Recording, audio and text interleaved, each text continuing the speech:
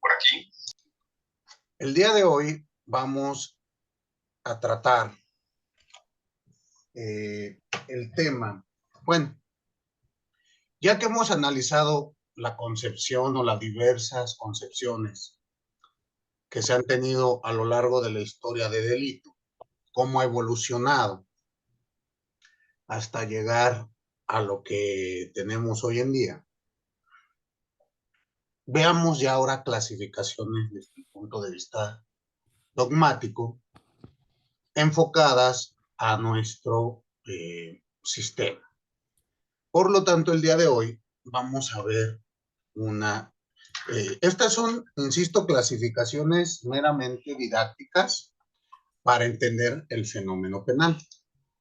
Entonces, piensen ustedes lo siguiente. Díganme, por favor, si se está compartiendo mi pantalla. Sí. Muy bien. Miren, ya vimos que existe la idea del delito. Y esta idea del delito nos llevó o nos ha llevado a establecer una rama del derecho que es el derecho penal. ¿Recuerdan? Este derecho penal, piénsenlo ustedes así, lo vamos a dividir o lo vamos a estudiar del siguiente modo. Vamos a tener en un primer momento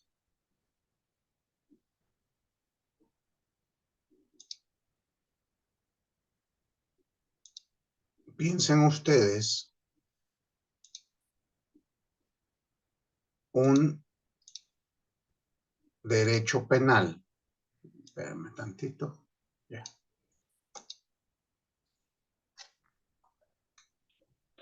Derecho penal subjetivo.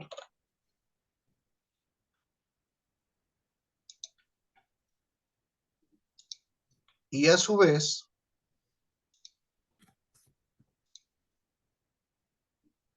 tendremos un derecho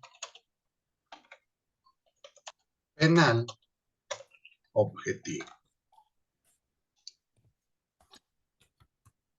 Esta clasificación va a ser muy importante. ¿Por qué? Porque cuando estudiamos la teoría del tipo y propiamente sus presupuestos, debemos de tener presente estos dos elementos. ¿Forman parte del derecho penal? Sí. Pero vamos a analizar cómo trabajan en conjunto para lograr la aplicación de la pena. Muy bien, entonces el día de hoy vamos a analizar el derecho penal subjetivo y el derecho penal objetivo.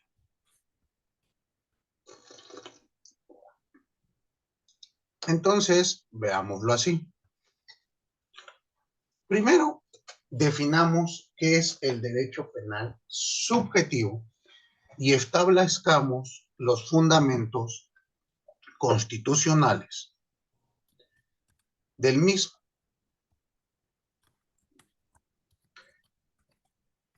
Judith, discúlpeme, ¿qué idea le da a usted la palabra derecho penal subjetivo? Bueno, las palabras.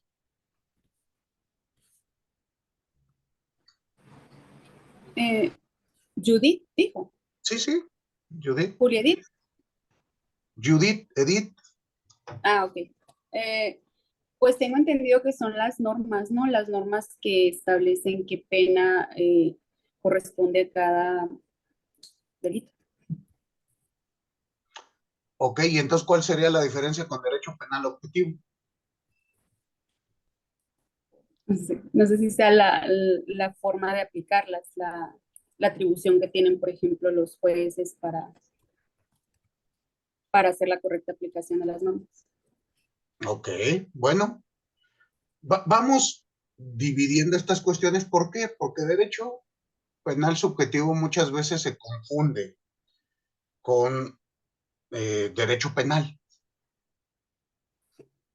vamos a ver que derecho penal es una cosa, derecho penal subjetivo es otra cosa, derecho penal objetivo es otra cosa.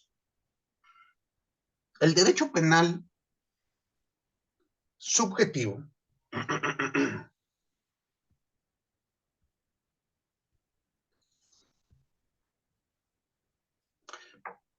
se refiere en un primer momento al derecho a penar. ¿Qué quiere decir esto? Solamente hay un sujeto en un estado democrático, en un estado constitucional democrático, quien tiene el derecho a penar. Este sujeto, pues, es el Estado. Cuando hablamos de derecho penal subjetivo, estamos hablando de sujetos. ¿Quién tiene el derecho, la facultad de establecer penas, de establecer tipos penales, de abrogarlos, de derogarlos? Únicamente el Estado. Coloquialmente, a esto le llamamos el jus punindi estatal. ¿Sí han escuchado ustedes esta denominación, este latinajo? Cuando escuchen ustedes la denominación latina jus punindi, se está refiriendo a esta facultad. Entonces, veámoslo un poquito desde la teoría del derecho. Piénsenlo así.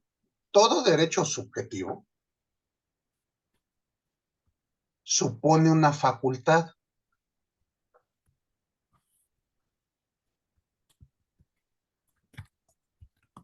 ¿Una facultad para qué? Para que su titular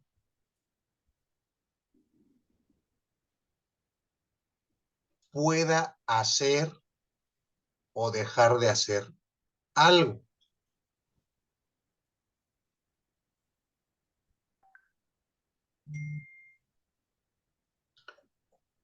Por lo tanto, un derecho subjetivo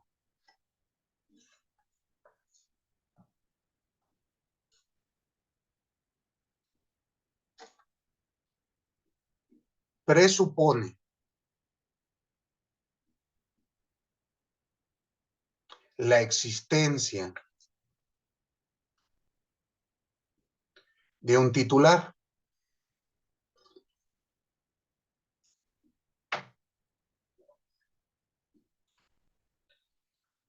A su vez,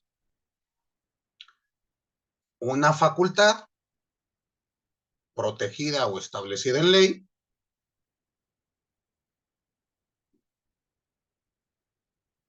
y un tercero obligado a respetar la voluntad del titular.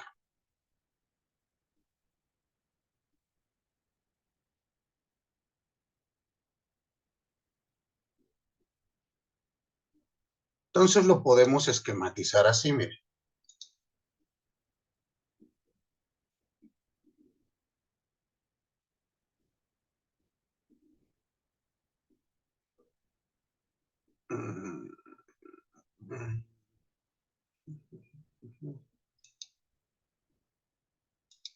Piense usted.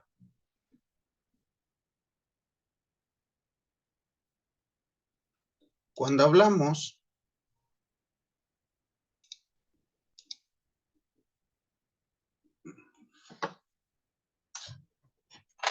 de un derecho subjetivo, requerimos obviamente un sujeto.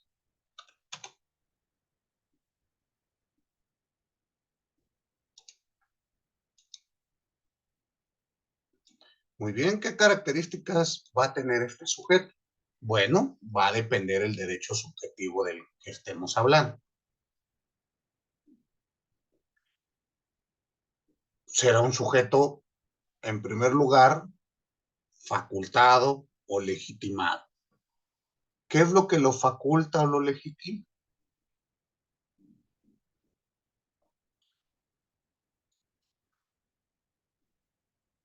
Bueno, está facultado o legitimado para hacer, no hacer o dejar de hacer, exigir estas circunstancias de un tercero.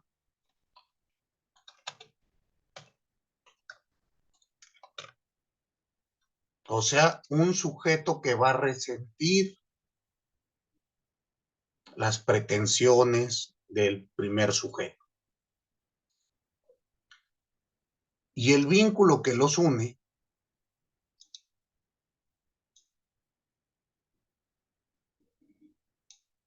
justo es una facultad legal. Para que hablemos de un derecho subjetivo, debemos de hablar que es un derecho, es un interés, mejor dicho, protegido jurídicamente,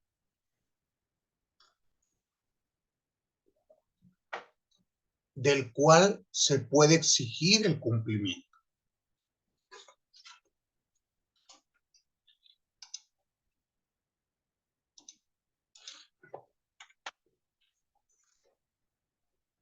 ¿Puedo dejar de compartir la pantalla?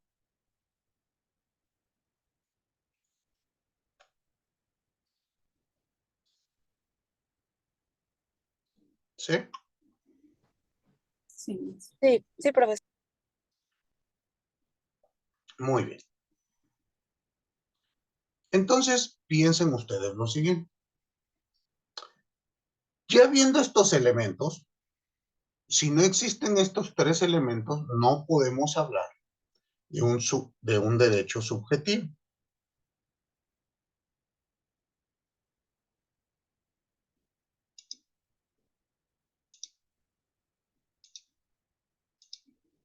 Pero ¿cómo podemos denominar o definir esta circunstancia?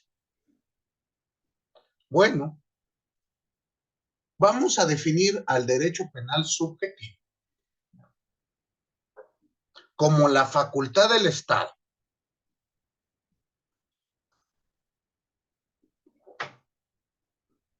para prohibir las conductas consideradas como delitos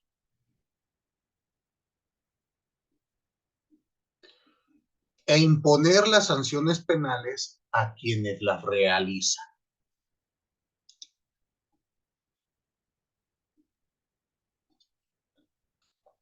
Repito, es una facultad estatal.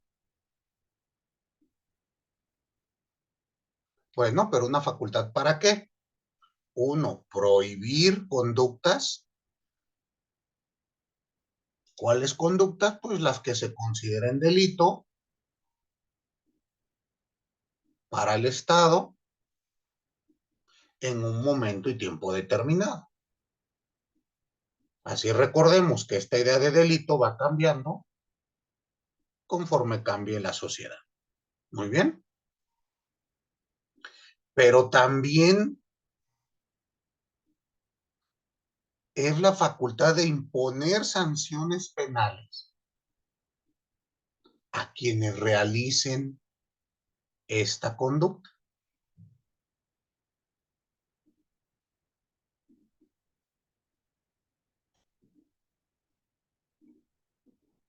Muy bien.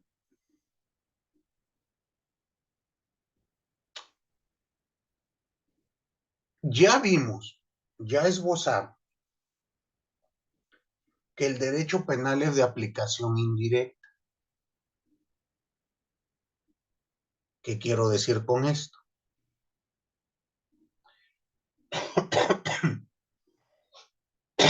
Perdón. Que no basta con que exista la ley y no basta con que se cometa la conducta. Se requiere además de un procedimiento. ¿Estamos? No se va a imponer esta conducta si no hay un procedimiento.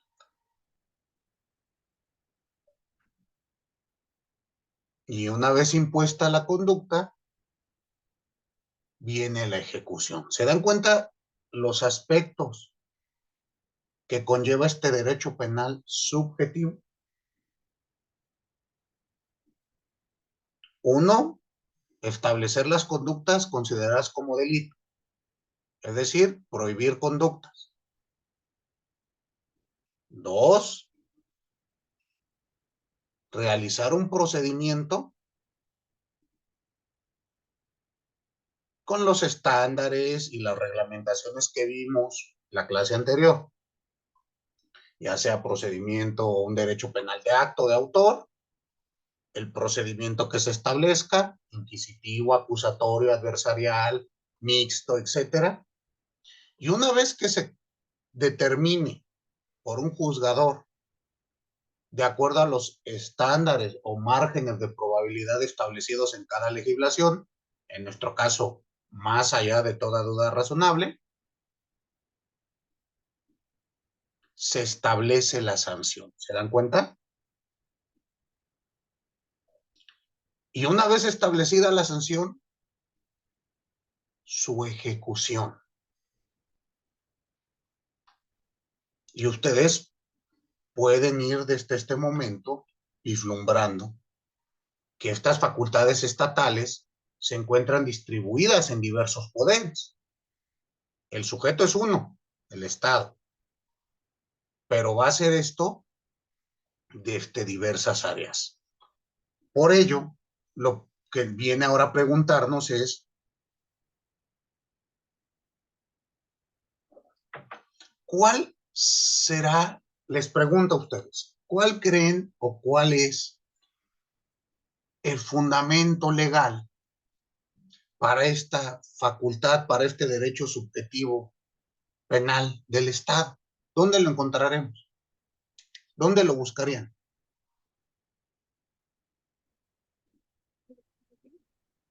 Mándeme, Cintia.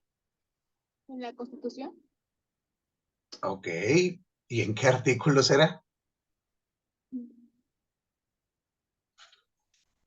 en el 16. A ver, ¿alguien más? Tenía que ser en el artículo 20, El 20. ¿Por qué el 20, Jessica?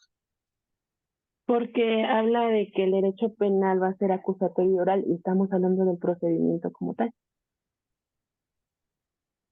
Pero ese artículo faculta al Estado para imponer penas. No. Mm, ¿Qué artículo de nuestra Constitución faculta la creación de penas? ¿Dónde van a buscar ustedes las penas, abogados? ¿En qué norma? Sería, sería el artículo 21 respecto ya de la facultad directamente del Ministerio Público de la investigación de los delitos y que pues obviamente en el ejercicio de la acción penal le corresponde directamente al Ministerio Público. Y ya después viene otro párrafo que habla directamente de la imposición de las penas, su modificación y su duración. Ok, pero Yo cuando... considero que las penas las debemos de buscar propiamente en el Código Penal.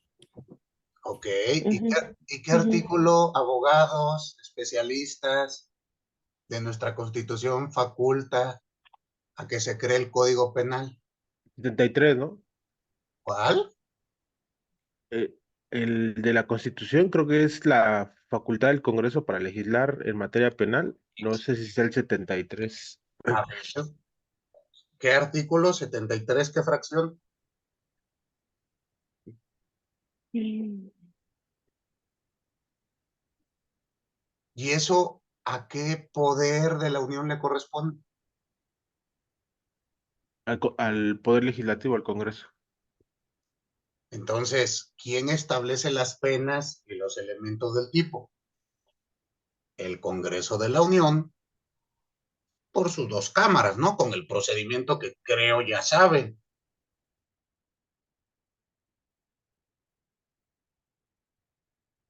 ¿Qué artículo es?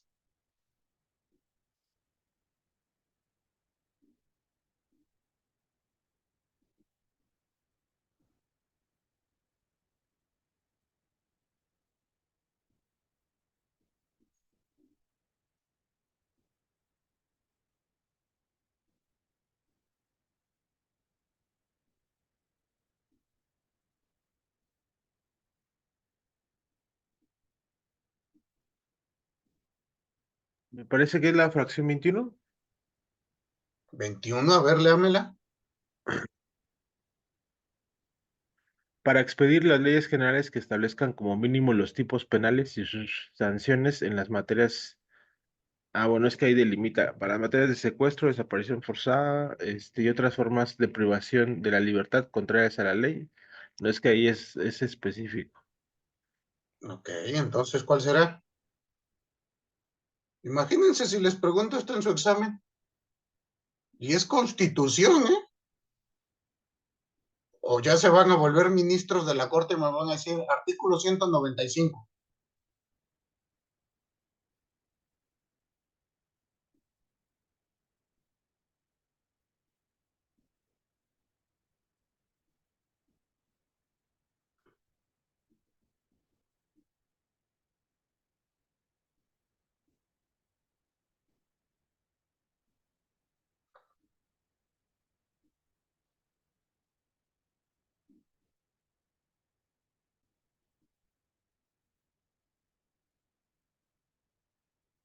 ¿No?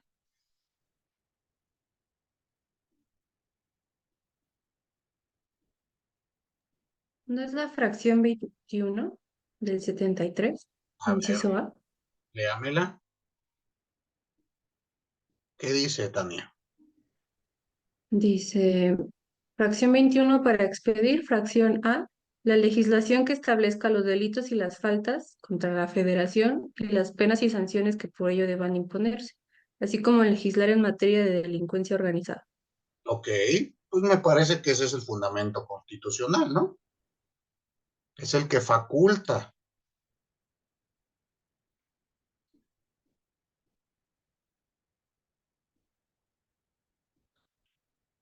al Congreso, en este caso el Congreso Federal, para establecer, léalo otra vez, Tania. Claro, con gusto. Para expedir, es la fracción número 21, Ujú. inciso A. No, perdón, inciso B.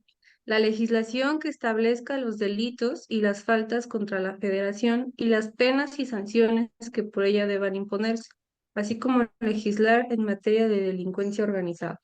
Ok, aquí se establece esta circunstancia. A legislar en este tema. Penas, delitos, sus sanciones. ¿Queda claro? Este es un primer elemento de esta facultad.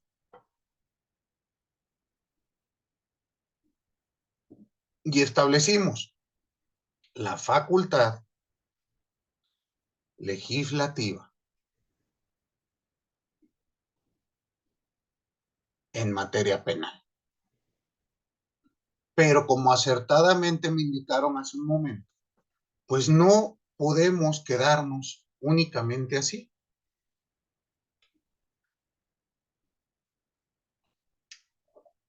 ¿Por qué? Bueno, en primer lugar sabemos que el Estado mexicano tiene como forma de gobierno una república federal. Muy bien. Esta facultad será para el Congreso de la Unión.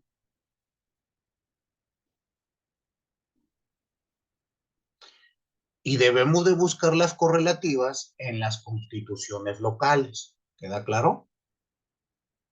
¿Qué quiere decir? Que aquí estamos hablando de esta facultad de castigar en materia federal. delitos federales.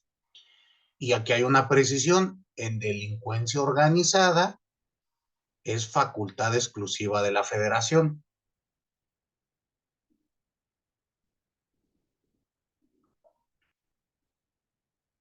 Por lo tanto, digamos que de manera específica, el jus puniendi del Estado lo encontramos en el artículo 73, fracción 21 de la Constitución Política de los Estados Unidos Mexicanos. Y de manera general, la encontramos reglamentada en los artículos del 71 al 78 de la propia Constitución.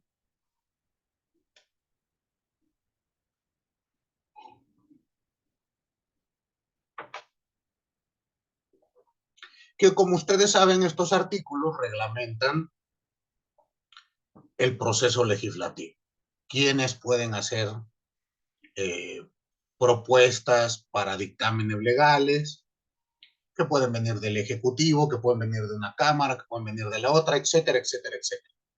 Bueno, el día de hoy estamos viviendo tiempos álgidos en la cuestión de los procesos legislativos, ¿no? Ya ven que estamos viviendo hoy por hoy un paro de labores, consecuencia de una propuesta de ley. Entonces, pues son estos artículos los que establecen estas facultades. Pero en específico, o sea, del 71 al 78, cualquier ley. Pero ya lo que nos interesa es el 73, fracción 21, inciso B. ¿Estamos?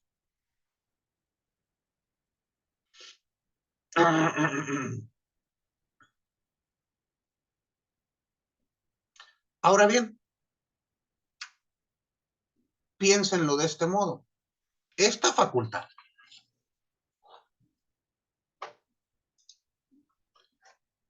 que tiene el Estado, les pregunto, es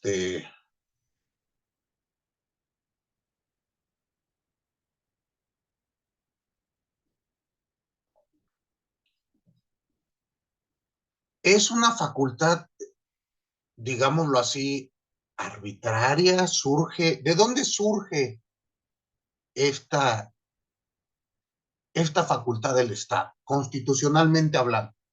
¿Por qué el Estado tiene ese derecho, esa facultad?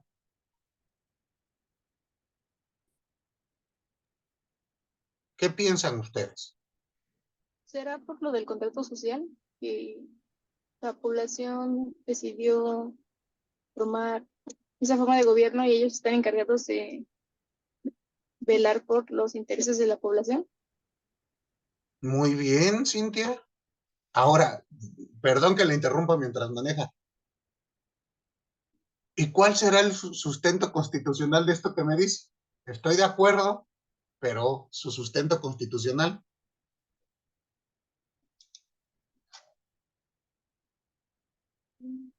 No recuerdo bien.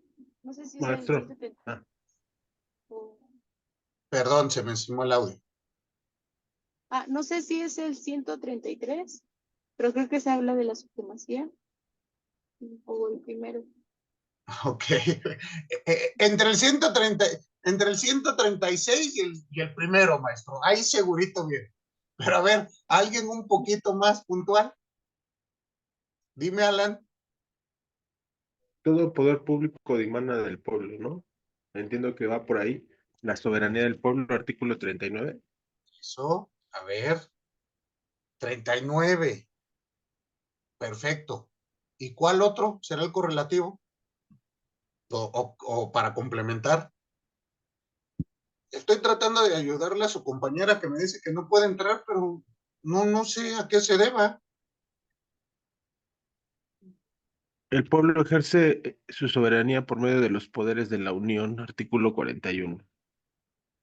Exactamente. A ver, recapitulemos estos dos aspectos.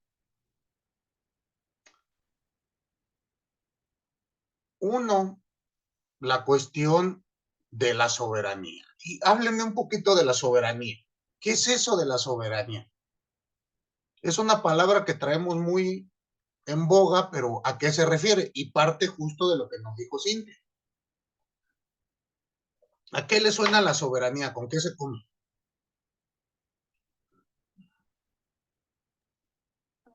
Cada estado es libre de realizar sus normas, ¿no? De regirse por sus propias leyes, sin la intervención de alguien externo a ellas.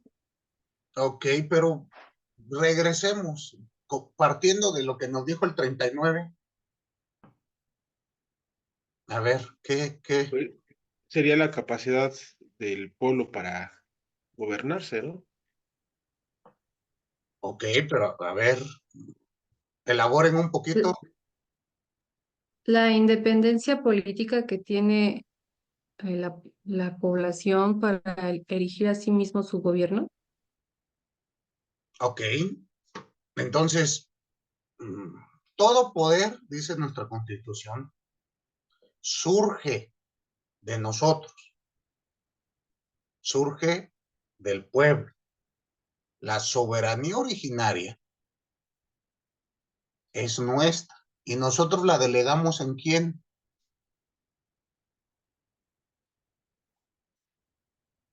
En los gobernantes. En nuestros servidores públicos. De tal modo que un servidor público está investido de soberanía.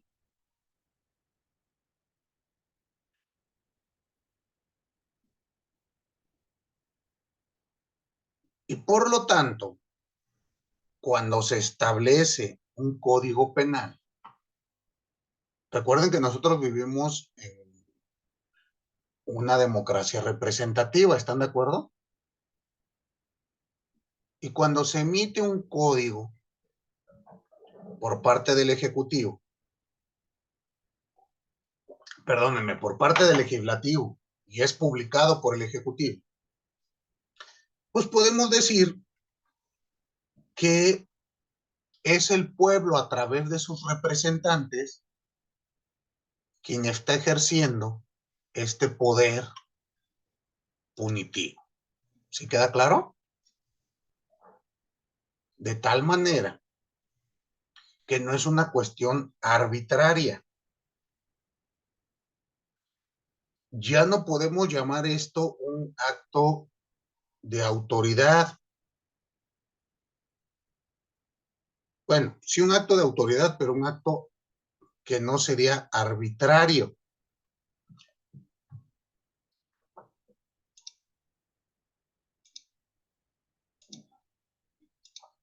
sino un acto soberano. ¿Cuál es la diferencia? Que el acto arbitrario no requiere justificar, no requiere motivar su actuar. Es un acto que realiza una autoridad sin establecer las razones y los fundamentos de por qué se hace.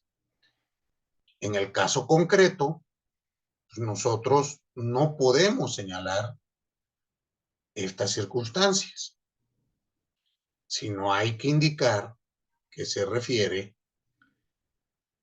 de acuerdo con lo que hemos visto en nuestra Constitución, a un acto de soberanía. De ahí que estos actos de soberanía puedan ser controlados. Y ya veremos más adelante que se podrá controlar mediante un, bueno, pues de varias formas, dentro de ellas el amparo, ya sea indirecto, ya sea directo, ya sea contra normas heteroaplicativas o autoaplicativas. Muy bien. Entonces, bueno, esta es una de estas circunstancias.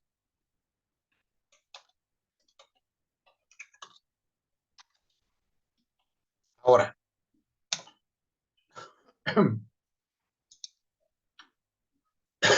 veamos que también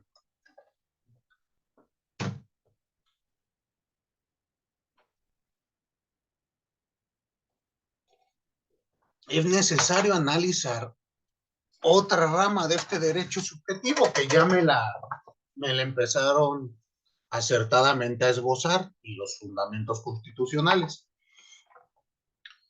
Pero piensen ustedes,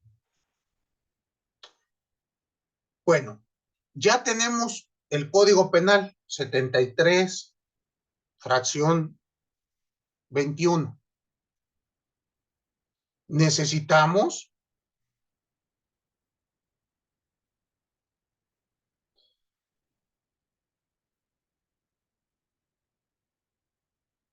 establecer cuál es el sustento constitucional para los procedimientos penales.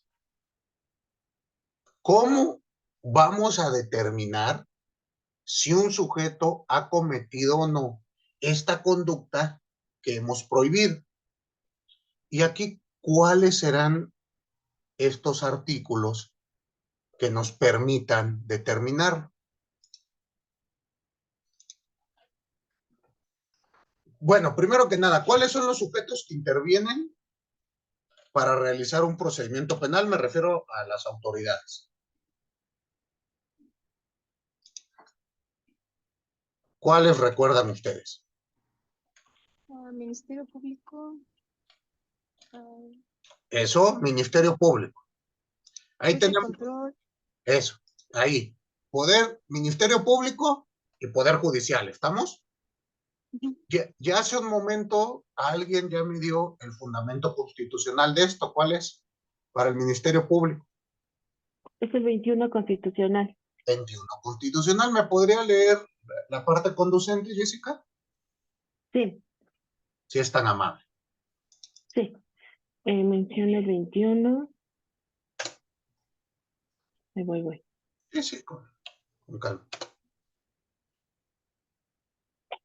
Ya.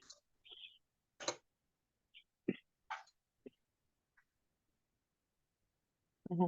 La investigación de los delitos corresponde al Ministerio Público y a las policías, las cuales actuaron bajo la conducción y mando de aquel en el ejercicio de esta función. No, ahí. El ejercicio. Espérame también. Primer supuesto. La investigación corresponde al Ministerio Público y a las policías por mandato constitucional. Hay países donde esto no es así, hay países donde varía. ¿Estamos?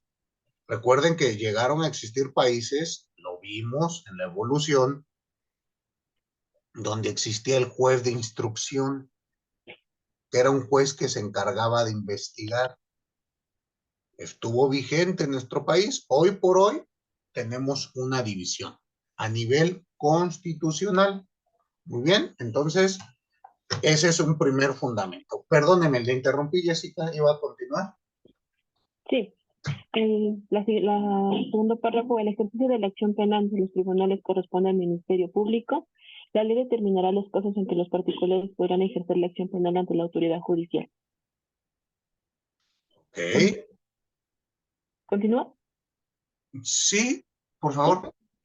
Sí, la imposición de las penas, su modificación y duración son propias exclusivas de la autoridad judicial. Compete a la autoridad administrativa la aplicación de sanciones por las infracciones de los reglamentos gubernativos y de policía, las que únicamente consistirán en multa, arresto hasta por 36 horas o en trabajo a favor de la comunidad. Pero si el infractor no pagara una multa que estuviese impuesto, se permutará esta por el arresto correspondiente que no exceda en ningún caso de 36 horas. Ok, ahí ya tenemos un segundo jugador, que es ¿quién? El Poder Judicial.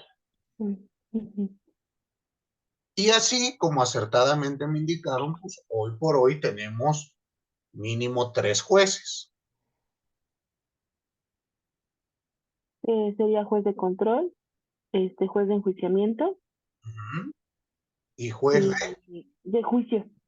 no, Juez de, El que acaba de Enjuiciamiento, ejecución, ¿no? Ejecución de pena. el, Sí. el de ejecución. Sí. Y entonces aquí tenemos este otro elemento. El juzgador, el poder judicial, pues va a participar de esta facultad del jus punendi, pero en su área del procesamiento.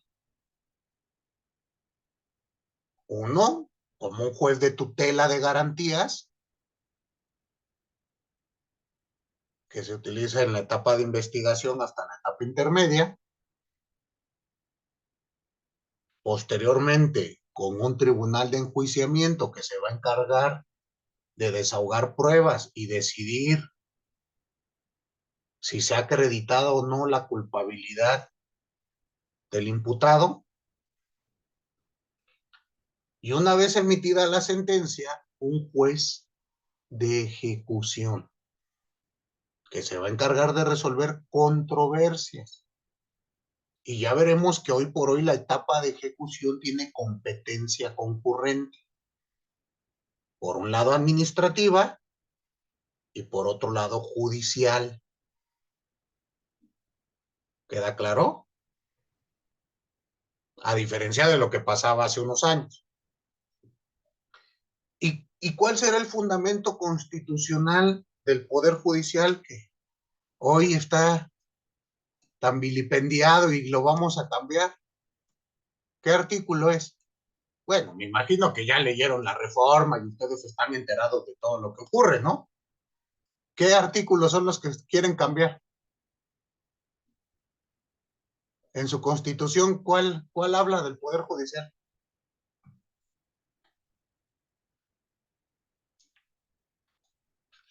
No, nada.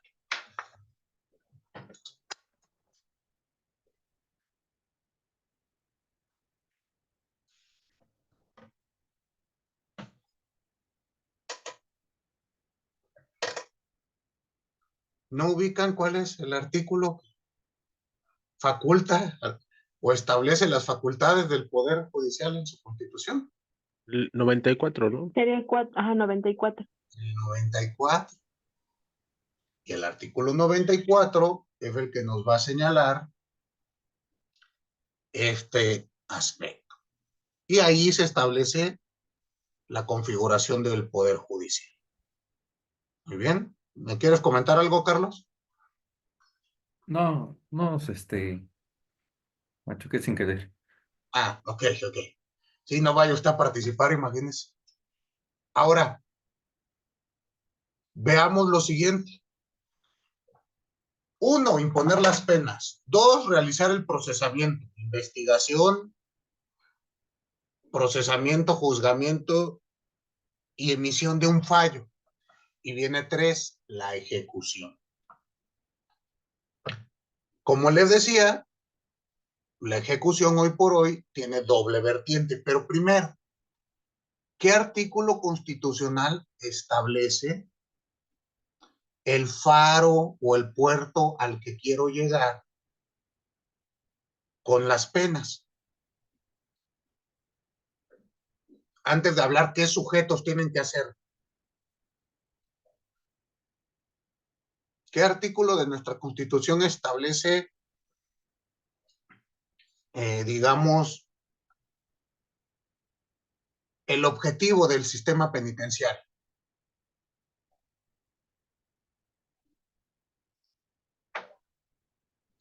Como que me están dando ganas de hacer examen de la Constitución, porque sí estoy viendo que, pero ni por error la leen, ¿verdad? El 20 habla de los principios. Ok, pero esos son principios procesales. El 18 constitucional, Sería el Exacto. que habla del sistema penitenciario. sistema penitenciario. El 18 constitucional. A ver, Judith, ayúdeme leyendo tantito el 18, porque aquí hay personas que nunca ni lo han abierto. No sabían que hay 18 artículos en la Constitución. Ayúdeme. Ok. Bueno, relativo al sistema penitenciario, empieza en el segundo párrafo. Dice que el sistema penitenciario se organizará sobre la base de del respeto a los derechos humanos, del trabajo, la capacitación para el mismo, la educación, la salud y el deporte como medios para lograr la reinserción del sentenciado a la sociedad y procurar que no vuelva a delinquir, observando los beneficios que para él prevé la ley. Las mujeres compurgarán sus penas en lugares separados a los destinados a los hombres para tal efecto. Perfecto. Entonces aquí tenemos esta circunstancia.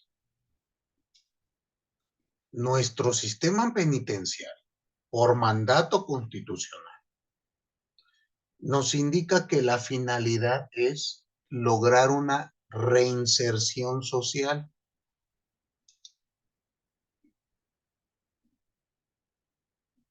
Ya después habrá que analizar en qué consiste. Pero dense cuenta ustedes que por mandato constitucional no podemos excluir al delincuente, no podemos reducirlo, no podemos quitarle derechos. La idea es que regrese a ser un ente social plenamente viable y aceptado. Y posteriormente, se pretende que no vuelva a delinquir.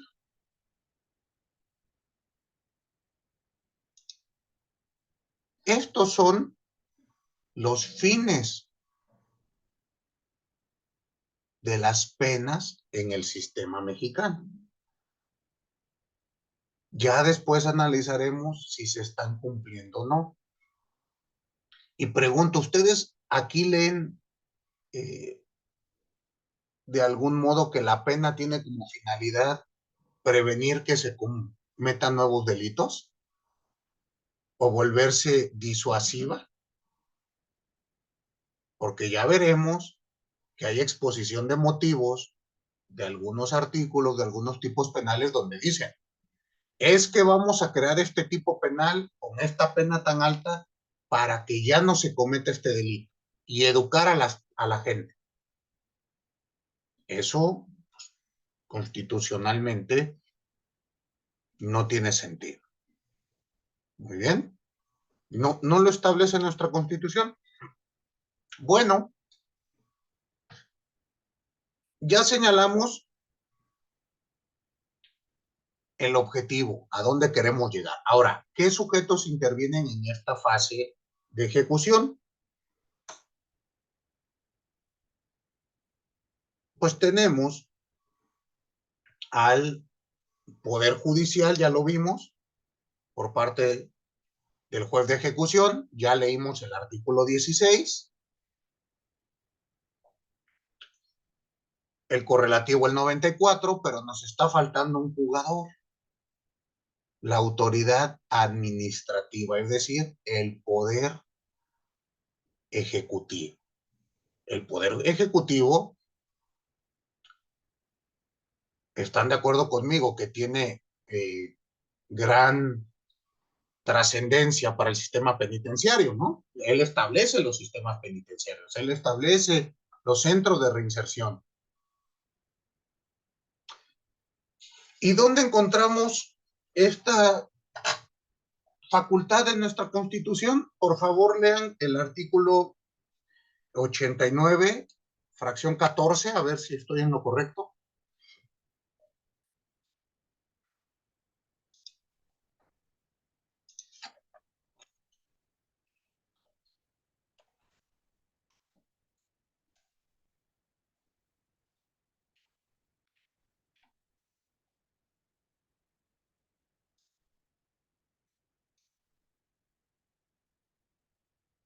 ¿Qué facultad se establece ahí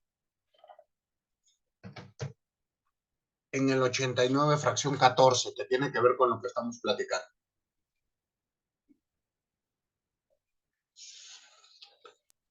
La facultad para conceder indultos a los reos sentenciados por delitos de competencia de los tribunales federales. Muy bien. Entonces, el Ejecutivo, uno, va a establecer el sistema. va a tener obligación de cumplir estos planes individuales de reinserción con base en el trabajo, la educación, la capacitación. ¿Estamos?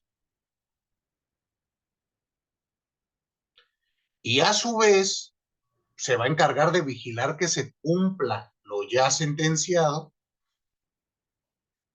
pero también tiene una facultad importante, esta del indulto. ¿Y a qué le suena el indulto? ¿Con qué se come?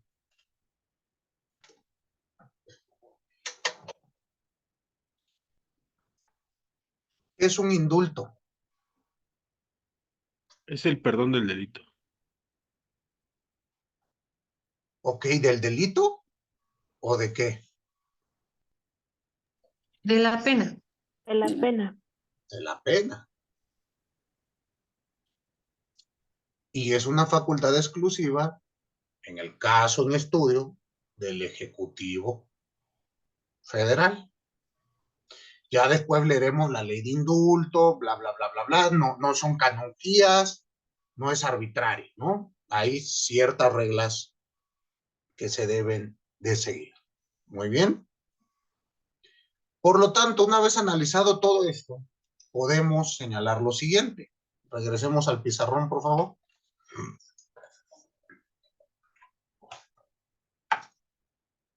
Mire.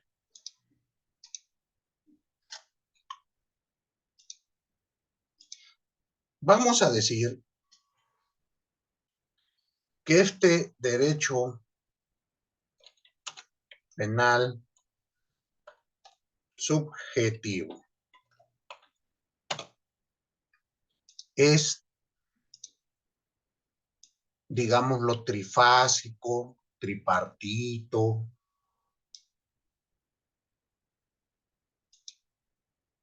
o se conforma de 3 elementos. Piense usted el primero. Se va a referir a la emisión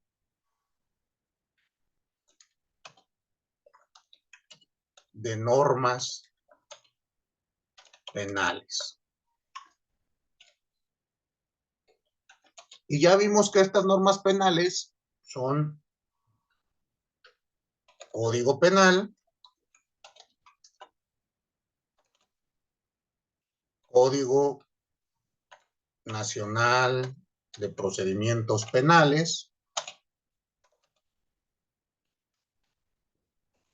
Ley Nacional de Ejecución de la Pena,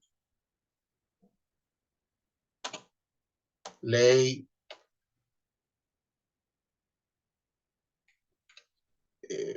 bueno, y las demás, Ley de Delincuencia Organizada, Ley General para evitar el delito de secuestro, etcétera, etcétera, etcétera, etcétera, todas las que queramos. Esta es una facultad, la emisión de normas penales. Ya vimos que esto le va a corresponder al Poder Legislativo. ¿Queda claro?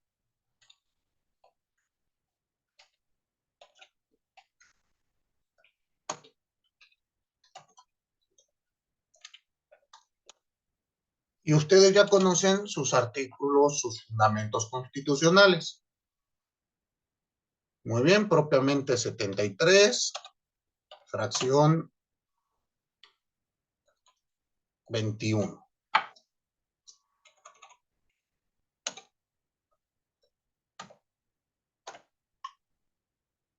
Bueno, pero viene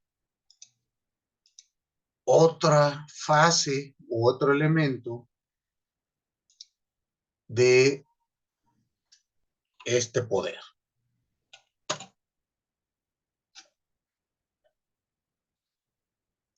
La aplicación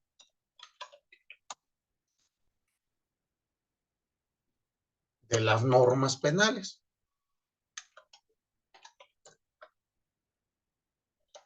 Y aquí nos referimos al procedimiento penal.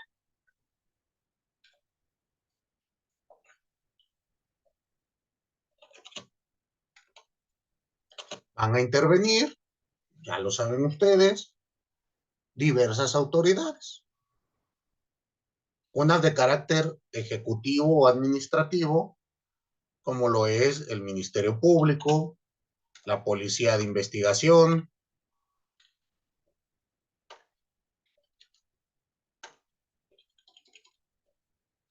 y el Poder Judicial.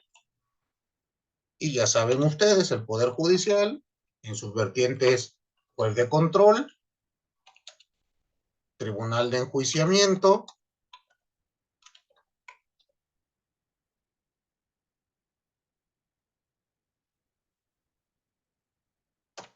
muy bien, todos ellos van a tener este siguiente aspecto: la aplicación de la norma penal. Y el tercero es el referente a la ejecución de las normas penales. ¿En qué consiste? En materializar lo que ya fue sentenciado y llevar al puerto establecido por la Constitución la pena, que ya lo vimos, artículo 18 constitucional, reinsertar al sujeto sentenciado, reinsertar a la sociedad obviamente, y ver que no vuelva a delinquir, es decir, prevenir la reincidencia. Y aquí intervienen, como hemos visto, autoridades administrativas,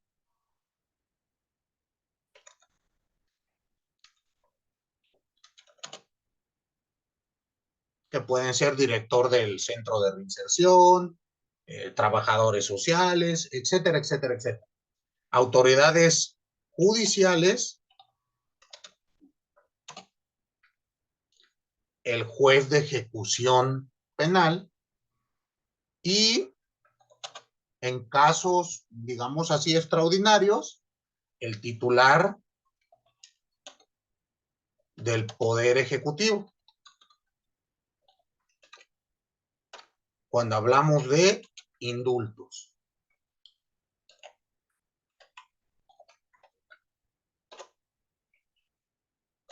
Muy bien, y todo esto tiene su correlativo sustento constitucional, que es lo que hemos estado viendo.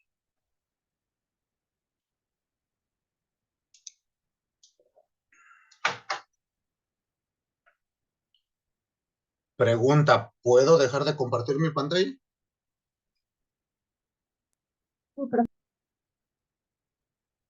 Perdónenme. Sí, maestro. ¿Sí? ¿Ya puedo?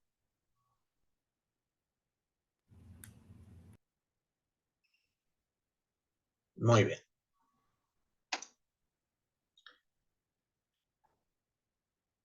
Entonces, todo esto proviene, o todo esto conforma nuestro poder, nuestro derecho penal subjetivo.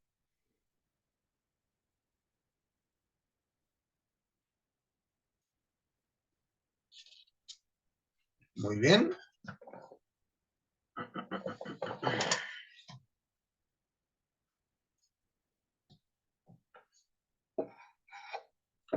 Una vez que ya hemos analizado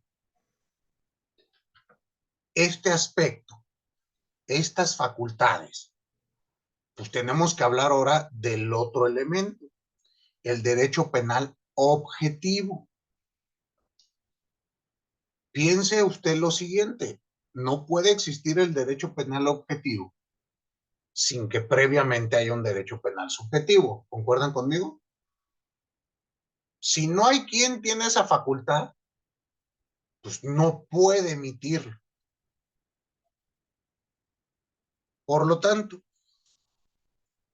el derecho penal objetivo, este es más sencillito, es con el que tenemos contacto directamente. Se va a referir a las normas penales.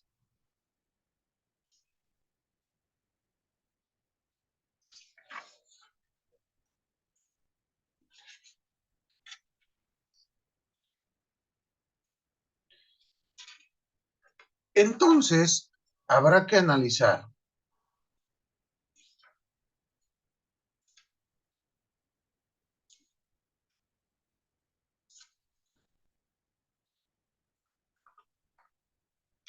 qué vamos a entender por esta circunstancia, por este derecho penal objetivo.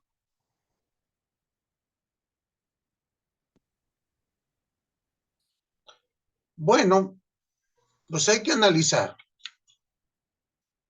que se refiere al conjunto de normas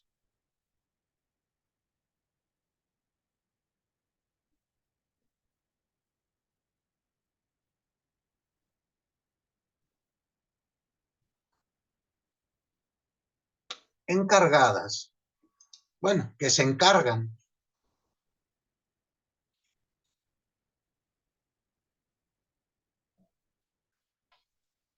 de regular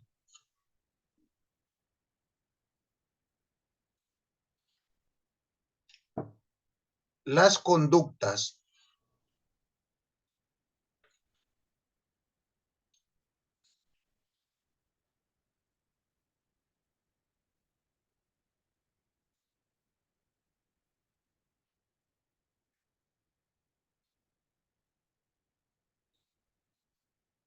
prohibidas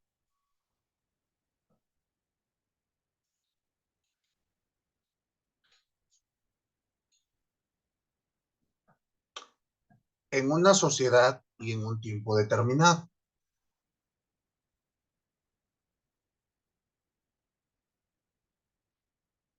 Así como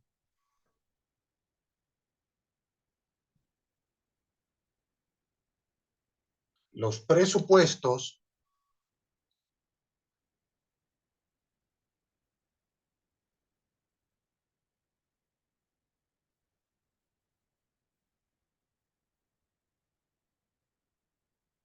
las medidas de seguridad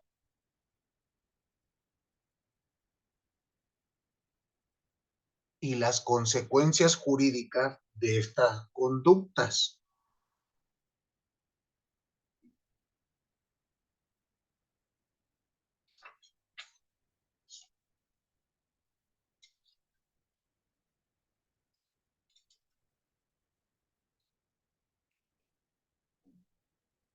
Con la finalidad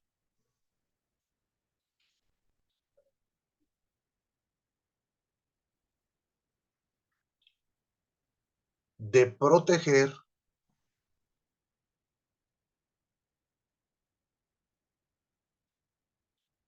los bienes jurídicos tutelados por el derecho penal.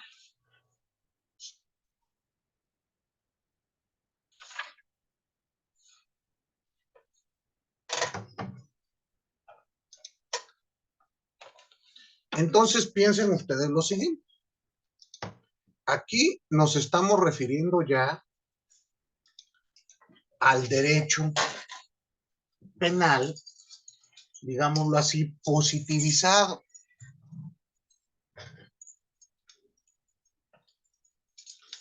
En un sistema jurídico vamos a encontrar que es indispensable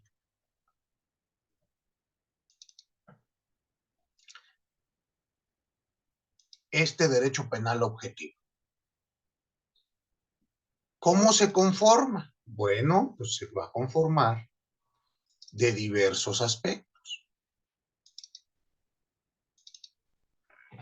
Primero que nada, pues tenemos el Código Penal.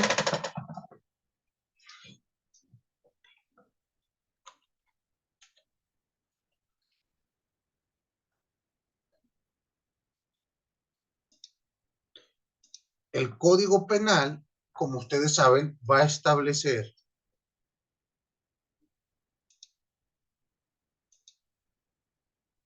diversos puntos. Va a establecer las conductas que se prohíben y que son consideradas como delito. Insisto, estas van a ser mutantis mutando, cambian. Insisto, no es lo mismo los delitos en el siglo XXI en México que en el siglo XVIII o XIX. Algunos consisten, algunos subsisten, otros han ido evolucionando. Doy un ejemplo.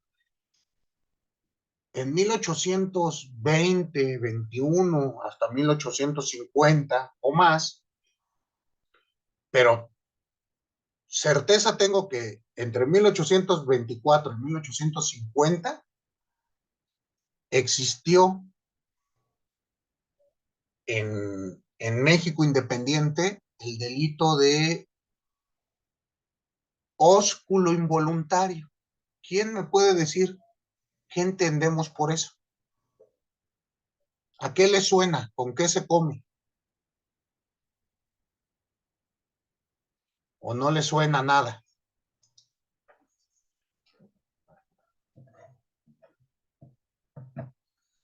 ¿No? ¿Nadie sabe qué es un ósculo? Un beso, ¿no? Un beso. ¿Y entonces qué sería? El beso sin consentimiento. Ok. Y en aquel momento, ¿cómo consideras que estaba legislado? ¿Quién será el sujeto pasivo de este delito? ¿Quién recibe el beso? Ok, pero ¿tendrá calidad específica?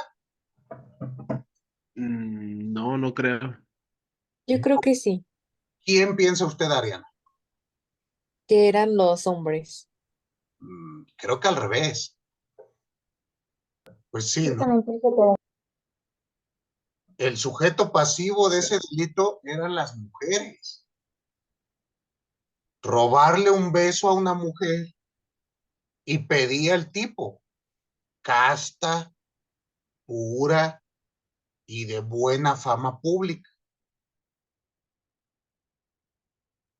Ok, este tipo, esta conducta, olvidemos el tipo y las características del tipo normativas y culturales, ¿no?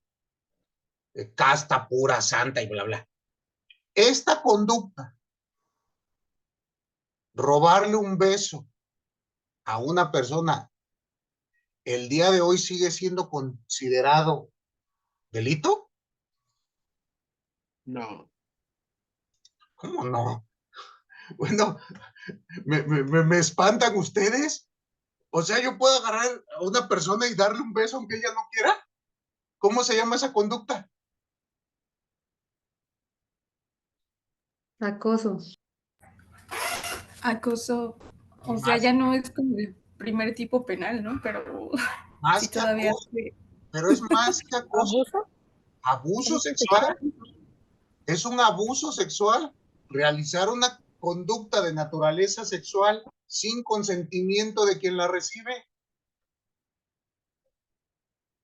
Un beso puede considerarse un abuso sexual.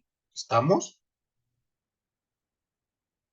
Entonces, dense cuenta, las conductas están ahí. El derecho penal objetivo justo es donde vamos a centrar ahora la siguiente parte de nuestro curso. ¿Cómo se ha ido reglamentando?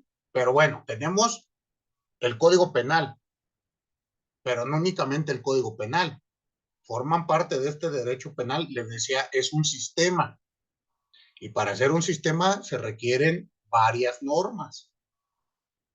Entonces, el derecho penal objetivo parte, en primer lugar, desde la Constitución, artículo 20 constitucional, 18 constitucional que hemos visto, 16 constitucional. Después aterriza al Código Penal, ya sea local o federal, posteriormente al Código Nacional de Procedimientos Penales, a la Ley de Ejecución de las Penas y a todas las leyes especiales aplicadas al ámbito penal. Esto conforma el derecho penal objetivo. Como ustedes notan, no se refiere al sujeto que crea la norma, ni al sujeto que resiente la norma, ni al sujeto que aplica la norma, sino se refiere a la norma en sí. Y aquí es donde vamos a estudiar la configuración de nuestro derecho penal. Y para ello, les pido, por favor, tomen en cuenta que la configuración del proceso penal objetivo debe de estar, se deben de establecer límites, o hemos establecido límites. Insisto, no podemos, hoy por hoy, concebir un proceso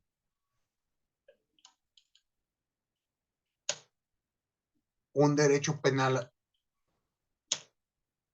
objetivo sin límites al Estado. Insisto, ya no tenemos estados absolutos. Entonces, existen postulados, llamémosle así, axiomas, que nos van a permitir analizar el derecho penal objetivo. Estos axiomas surgieron en antigüedad y al día de hoy han probado su valía y por lo tanto siguen siendo vigentes, siguen siendo elementos de análisis o elementos que nos permiten el análisis de todo nuestro proceso. Mejor dicho, del sistema penal de un país. Y aquí tienen ustedes, pues,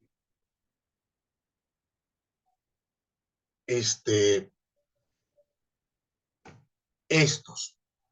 No hay pena sin crimen, ¿no? Nulla poena sine crimen.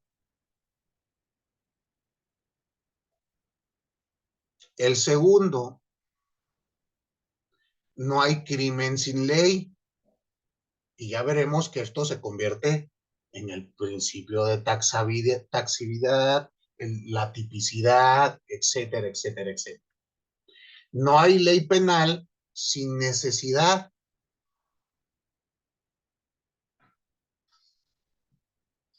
Tercer principio. Cuarto principio. No hay necesidad si no hay injuria. Cuarto principio.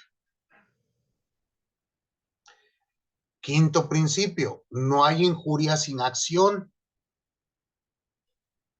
¿Se acuerdan? Derecho penal de acto. Sexto principio. No hay acción sin culpa. Y aquí ya entramos a la teoría del delito, de la culpabilidad, que es lo que vamos a ir analizando más adelante. Pero se dan cuenta que los primeros fueron presupuestos, y para establecer los presupuestos del tipo del delito van a ser aplicables todos esos principios. Séptimo axioma. No hay culpa sin indicio. Perdón, no hay culpa sin juicio, perdón. Judicio. No hay culpa sin juicio. Lo que explicábamos, el derecho penal es de aplicación indirecta. No puedo establecer una pena Perdón, no puedo ejecutar una pena sin previamente realizar un proceso. Después, no hay proceso sin acusación.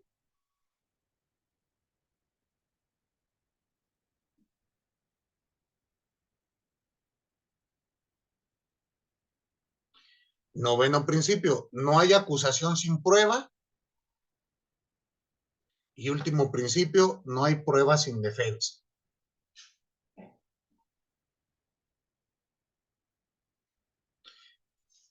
Estos axiomas, como les decía, son los lentes con los que tenemos que analizar el derecho penal objetivo para ver si el mismo está reglamentado de una manera acorde a la Constitución, acorde a un sistema garantista. Muy bien. Y esto nos va a permitir ir nuevamente analizando distintos tipos penales que por lo menos tienen la categoría sospechosa de violentar la Constitución. Muy bien. Ya establecido esto,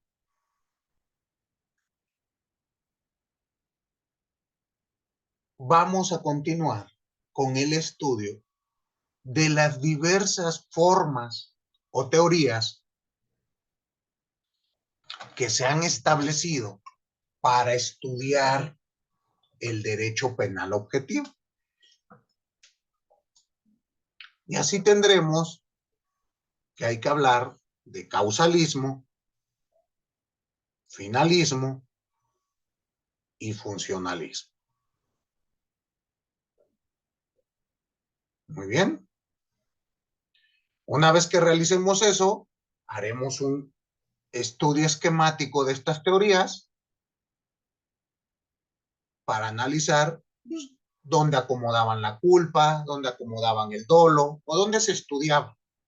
Que vamos a ver que son básicamente 3 elementos que al día de hoy siguen siendo la base de todo el estudio de la dogmática penal. La conducta antijurídica culposa. Veremos que hay teorías tripartitas y hay teorías bipartitas, dependiendo la escuela que estudiemos. Muy bien. ¿Dudas hasta aquí?